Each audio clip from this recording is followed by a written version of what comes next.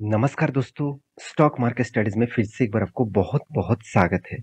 तो आज मैं डिस्कशन करूँगा एक ऐसे कंपनीज़ के बारे में, एक ऐसे ग्रुप के बारे में, जो ग्रुप हर जगह पे, हर स्टेट में, हर मतलब कंट्रीज़ के ऊपर चर्चा किए जाते हैं। जिस ग्रुप का नाम है रिलायंस ग्रुप। देखिए रिलायंस के नाम सुनते ही हम लोगों को मन में एक पॉजिटिव थिंकिंग आते हैं कि हाँ, हम ऐसे कंट्रीज़ में हैं जहाँ पे रिलायंस जैसे कंपनीज़ हैं, जो आज इकोनॉमिक्स के लिए रिलायंस इंडिया के ऊपर एक अच्छा खासा यहाँ पे खुद के जीडीपी कंट्रीब्यूट करते हैं। तो रिलायंस ग्रुप की बात करूँ तो धीरूभाई अंबानी, जिन्होंने इस रिलायंस ग्रुप के मतलब नींव स्टार्ट किए थे, मतलब कंपनी को स्टार्ट किए थे। उनके दो बेटे आप सभी जानते हैं, एक है अनिल अंबानी और दूसरा है मुकेश अंबानी। तो मुकेश अंबानी बड़े भाई हैं, अनिल अंबानी छोटे भाई।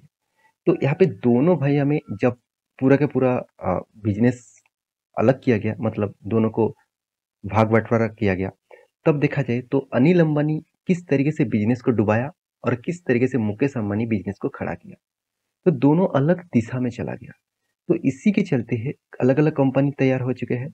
तो बहुत सारे लोगों को गलती क्या यहाँ पे होते हैं, लोगों को लगता है रिलायंस नाम जुड़ जुड़ के रखे हैं किसी भी कंपनी के ऊपर, इसका मतलब वो कंपनी आज सस्ते में मिला है, कल रॉकेट बनेगा।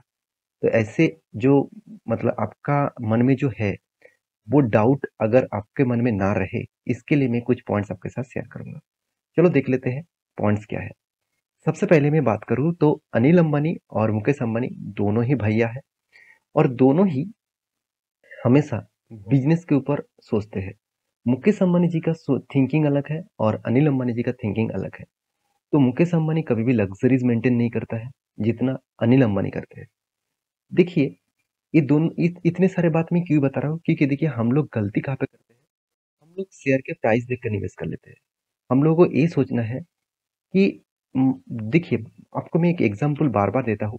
देखिए, आपने एक गाड़ी खरीदारी की है, उस गाड़ी में आप मान के चलिए आपने मर्सिडीज़ खरीदारी किए हैं, आपने वॉल्वो खरीदारी की है, तो उस हिसाब से देखा जाए तो उस गाड़ी में सबसे ज़्यादा सेफ्टी रेटिंग दिया जाता है।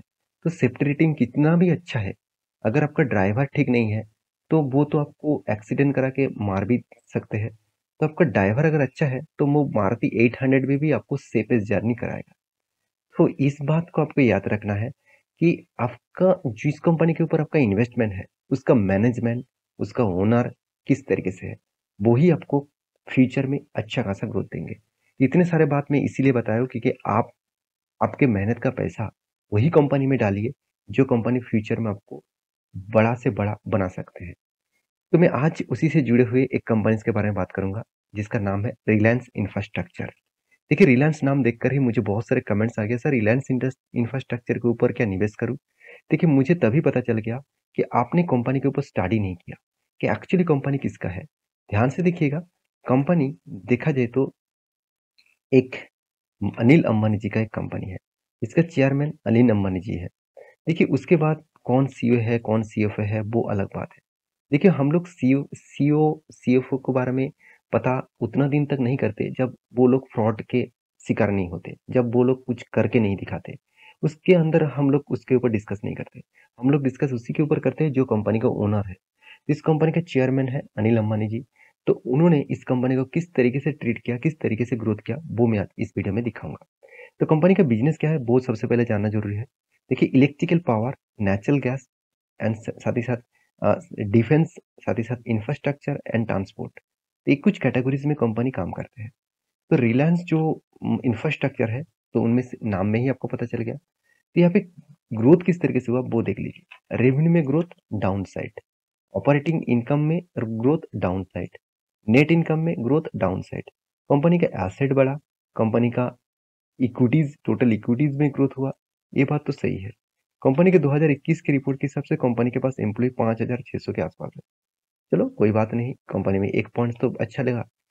फिर भी अभी देखना है उस पॉइंट का व्यू से कंपनी कौन सा काम कर रहा है। देखिए कंपनी एयरपोर्ट के बिजनेस के ऊपर काम करते हैं, जहाँ पे आप बहुत सारे एयरपोर्ट के ऊपर कंपनी काम कर चुके हैं। बहुत अलग अलग एयरपोर्ट कंपनी बना चुके हैं। तो कंपनी इंडिया में नहीं, बाहर की कंट्रीज के ऊपर भी कंपनी काम की है। उसके हिसाब से कंपनी का मेट्रो प्रोजेक्ट के ऊपर भी काम है। जैसे कंपनी अलग अलग जगह पे मेट्रो प्रोजेक्ट बना, जैसे मुंबई हो गया, और भी अलग-अलग जगह पे कंपनी का मेट्रो प्रोजेक्ट बनाया है। साथ ही साथ कंपनी टोल रोड, जो टोल टैक्स अपने रास्ते में जब जाते हैं तो टोल टैक्स आपको देखने को मिलता है। जो टोल मतलब टैक्स आपको देना पड़ता है, तो उसी का भी बहुत जगह पे काम किया। कहाँ-कहाँ पे काम किया आप यहाँ पे देख सकते हैं। तो कंपनी का ब्रिजेस का भी बिज़नेस है, मतलब ब्रिजेस भी कंपनी बना चुके हैं। तो कंपनी कुछ इस तरीके से जगह पे कंपनी आपको ब्रिज भी बना के दिया। तो टोटल कंपनी का जो प्रोजेक्ट है, कंपनी पावर प्रोजेक्ट के ऊपर भी काम करते हैं। पावर प्रोजेक्ट के ऊपर देखा जाए तो कंपनी बहुत सारा काम किया। जैसे कंपनी देखिए 3900 मेगावाट का, 2400, 1200, 1200 मेगावाट, फिर से 1200, फिर से 600 और फिर से 600 और फिर से 500। इसका मतलब अलग-अलग जगह पे कंपनी खुद का पावर प्रोजेक्ट का प्लान किया। जैसे आप देखेंगे उसमें है मध्य प्रदेश है, साथ ही साथ आप देखेंगे तो अ, वेस्ट बंगाल है, साथ ही साथ आप देखेंगे तो हरियाणा है। इस तरीके से बहुत अलग-अलग जगह पे कंपनी, महाराष्ट्र भी है, इस तरीके से अलग-अलग जगह पे कंपनी काम किया। तो ये सारे पॉइंट्स मैं आपको इसीलिए दिखा रहा हूँ क्योंकि कंपनी के स्ट्रेंथ के बारे में पता चले। डिफेंस सेक्टर में कंपनी काम क्या कर रहा है? देखिए कंपनी डिफेंस सेक्टर में अच्छा खासा काम कर रहा था। आज कंपनी के डिफेंस सेक्टर में उतना ज़्यादा तेज़ी से काम नहीं हो रहा है। डिफेंस सेक्टर में जो टेंडर मिल रहा था, वो टेंडर मिलना भी बंद हो गया। ये सारे पॉइंट्स यही मेजर करते हैं कंपनी का इंडस्ट्रीज़ क्या है। तो इस इंडस्ट्रीज़ के ऊपर काम करके कंपनी कितना बड़ा हुआ है, वो देखना ज़रूरी है। चलो वो मैं आपको दिखा देता हूँ। देखिए कंपनी का मार्केट कैप अभी भी 4,800 करोड़ के आसपास है। इसका मतलब पहले ही कंपनी के ऊपर एक नेगेटिव पॉइंट आ चुके हैं। कंपनी इतने दिनों तक काम करने के बाद भी कंपनी सिर्फ के सिर्फ 4,800 करोड़ में पहुंच चुके हैं। इसका मतलब अभी भी इस company small cap type company है। कंपनी के पी रेशियो अवेलेबल नहीं है। कंपनी के बुक वैल्यू बहुत ज़्यादा है कंपनी के प्राइस के हिसाब से। ये पॉइंट्स पॉजिटिव तो है, मगर बाकी पॉइंट्स नेगेटिव है। जैसे return of equity, return of capital employed negative है। साथ ही साथ कंपनी के एनुअली इनकम बहुत बड़ा नेगेटिव है। डेप्थ के बारे में बात करें तो कंपनी जितना मार्केट कैप है उससे 4 गुना ज़्यादा कंपनी का डेप्थ है। सॉरी 3 गुना ज़्यादा कंपनी का डेप्थ है। कंपनी का डेप्थ ऑफ इक्विटी 1% से भी ज़्यादा है। हाथ में कैश तो है, मगर उस कैश को कंपनी किस तरीके से यूज़ कर रहा है वो मैं आपको दिखाऊँगा। अर्निंग पर शेयर के बारे में बात करूँ तो 35 रुपीज़ के आसपास कंपनी का अर्निंग पर शेयर नेगेटिव में है। तो देखिए कंपनी का पैग रेशियो अवेलेबल नहीं है, कंपनी का मार्केट कैप टू सेल्स तो ठीक है, कंपनी के इंटरेस्ट कवरेज खराब है, कंपनी के return of capital employees average के आसपास है, EBITDA मार्जिन भी उतना खास नहीं है, क्विक रेशियो बता रहा है कंपनी की हालत बहुत खराब है। क्योंकि कहा जाता है कि 1% के ऊपर हमेशा क्विक रेशियो होना चाहिए, तभी आपको रेशियोज में थोड़ा सा पॉजिटिविटी दिखेगा। अगर 2% के आसपास है तो बेस्ट माना जाता है। तो कंपनी के प्रॉफिट एंड लॉस के बारे में बात करने से पहले मैं कुछ पॉइंट्स आपके साथ शेयर करूंगा। कंपनी जिस इंफ्रास्ट्रक्चर मतलब काम करते हैं इंफ्रास्ट्रक्चर के ऊपर, तो उसमें कंपनी का जो रैंकिंग आते हैं, वो रैंकिंग बहुत पीछे है, बहुत पीछे।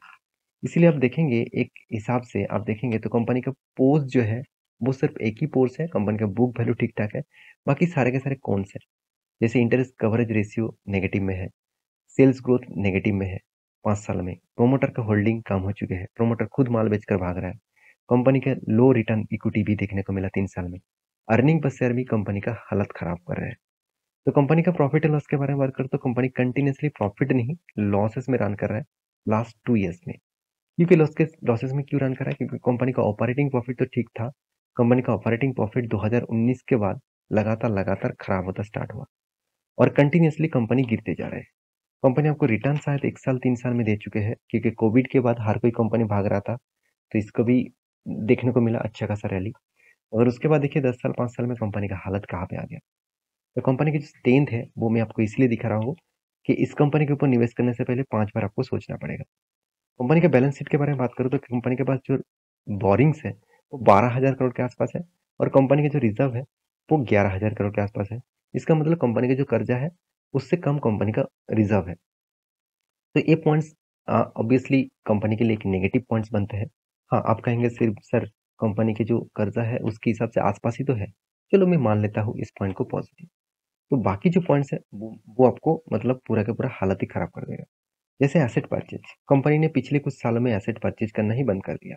कंटिन्यूअसली पहले कंपनी 2000 के बिल्डिंग्स भी और लैंड्स के ऊपर भी 2000 करोड़ का, प्लांट एंड मशीनरी के ऊपर 13,000 करोड़ का इन्वेस्टमेंट करते थे। देखिए बिल्डिंग और मशीनरीज सॉरी बिल्डिंग और प्लांट के ऊपर अगर इन्वेस्ट कम भी करिए किया तो मुझे कुछ फर्क नहीं पड़ता।